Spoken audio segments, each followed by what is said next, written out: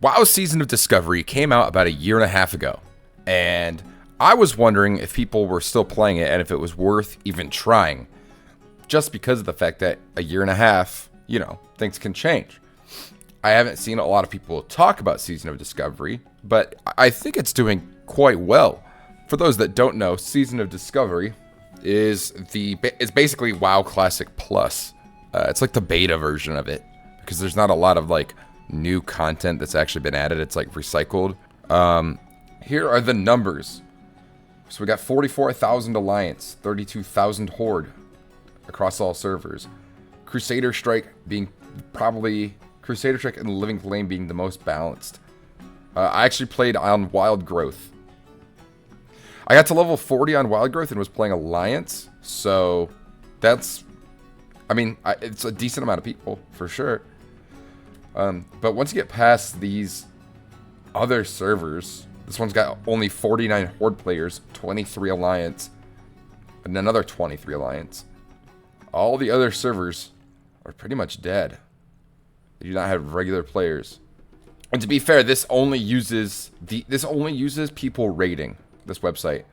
So this is characters rating at least once from the 19th of February to the 25th of February. So this is over the course of the last week. If somebody took a week-long break or whatever, which I feel like is pretty normal. I don't know if people disagree with me on that. But I think that's pretty normal. I felt like when I was playing it, when I leveled to level 40, questing and zones were pretty empty. It was very hard to find people to do quests with. Like an elite level quest, just nobody's in the zones. You'll occasionally see one guy walking by and he'll be chilling. But other than that, you don't really see much people while questing. Now, in terms of going and doing dungeons and finding dungeons, I was level 40, so Scarlet Monastery is usually all you do from level 30 to 40 if you're just trying to speed level, which is what I've been trying to do. I don't really care about the experience with this. I was mainly doing this for research for this video, and it wasn't super duper bad. I think maybe it took an hour to get a group of people together. That will probably vary because I was doing that during the middle of the day, as opposed to doing it at 6 or 7 p.m. Eastern Standard Time, where most people will probably be on. You might have a bit better shot of getting into a group. For me, it took about an hour, and we were waiting on a tank for half of that. To be fair, too, just so you know. Stormwind and Ironforge were very much quite full. I think there was a decent amount of people there.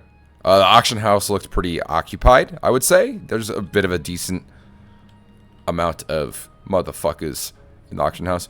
But the problem is where you get in those gaps, level 40, where you're just supposed to be spamming a dungeon. If nobody's on doing that dungeon, you're just kind of stuck. You're just going to either kill mobs or go do quests. But there's not a lot of quests at level 40 that I want to do. I don't want to go to Deathless and do quests. I don't like that zone. So I'm not going to quest there. I'm just going to skip those levels. And by skipping those levels, I'm just going to do a dungeon. A majority of the people in the cities though are level 60. So there's not, I saw maybe 3 people that were under level 60 that were still questing. And there's a couple of reasons for that. Season of Discovery, you level way, way faster than the normal game. So the destination from 0 to 60 is way quicker. And I think that also kind of sucks, because that's kind of, to me, what makes the game feel alive. Is there's new people joining because there's new level 1s. There's plenty of level 1s, people leveling in the city. It's what keeps that mid-game economy alive. And when there's not anybody playing at those levels, there's nobody participating in that whole section of the economy. And it makes leveling even harder because people are less likely to buy certain resources in the auction house for a profit. It just makes everything harder to do because you can't engage in that economy. So overall, I'd say it's pretty alive. There's definitely a big rating scene for it. I would say that a majority of the people who play it are level 60. They probably leveled as it came out. And that's it. I think WoW Classic's odd.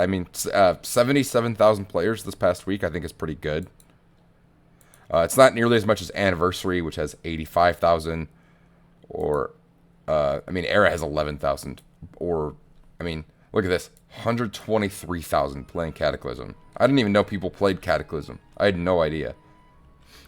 This is actually pretty interesting because this website has this website for the anniversary tracks people that have been raiding in WoW Classic, and it does it in hardcore too.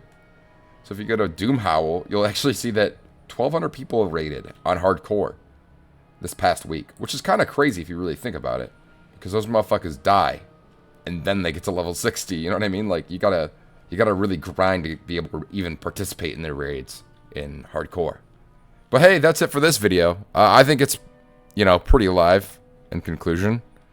There's definitely a couple of like new things too that have been added to the game. I saw these big evil castles just chilling outside of Stormwind and Ironforge a few times. So that was